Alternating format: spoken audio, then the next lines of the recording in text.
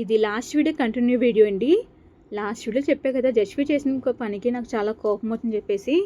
నిజంగా కోపం రాలేదండి. ఆ టైంలో నాకు నిజంగా చాలా టెన్షన్ అనిపించింది అనమాట. ఏడుపు కూడా వచ్చింది. ఏడుపు కంట్రోల్ చేసుకున్నాను. చాలా భయం కూడా వేసిందనమాట. ఇంతకీ మ్యాటర్ ఏం చెప్పలే కదా, నేను అంగన్వాడికి వెళ్ళాం కదా. సో ఒక వీడియో తీస్తాము, అందరూ సైలెంట్గా ఉండండి.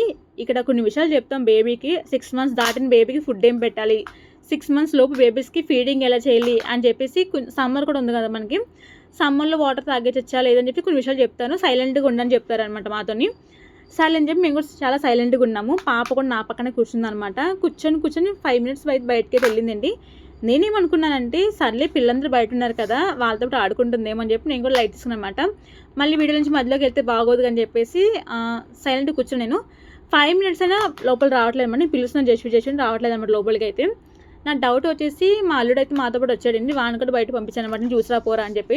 వాడు చూసి వచ్చాడు. అక్క ఎక్కడ పాప లేదని చెప్పాడు అనమాట. నాకు ఇంకా టెన్షన్ వచ్చింది. ఇంకా నేను బయటకి వెళ్ళి ప్రతి రూమ్ వెతికానండి. క్లాస్ రూమ్ అయితే ఎక్కడ లేదనమాట. చాలామంది పిల్లలు కూడా అడిగాను, నేను వాళ్ళు కూడా ఎక్కడ కనిపించని చెప్పారనమాట. ఒకవేళ నేను బయటకు చూస్తున్నా కదా జస్వి క్లాస్ రూమ్లో ఉందేమని చెప్పేసి మళ్ళీ రూమ్లోకి వెళ్ళి చూశానండి. అక్కడ కూడా మళ్ళీ లేదనమాట జస్వి అయితే. వీళ్ళు వాళ్ళు పిలుస్తున్నారనమాట, చిన్నడికి అన్నం పెట్టిద్దాం రా అని చెప్పేసి పిలుస్తున్నారనమాట.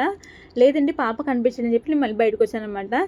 ఇంతకీ జస్వి ఎక్కడికి వెళ్ళింది, ఎవరి దగ్గర అని చెప్పేసి నేను నెక్స్ట్ వీడియోలో పెడతాను అనమాట. ఎందుకంటే వీడియోలో ఎంత అయిపోతుంది కదా మనకి.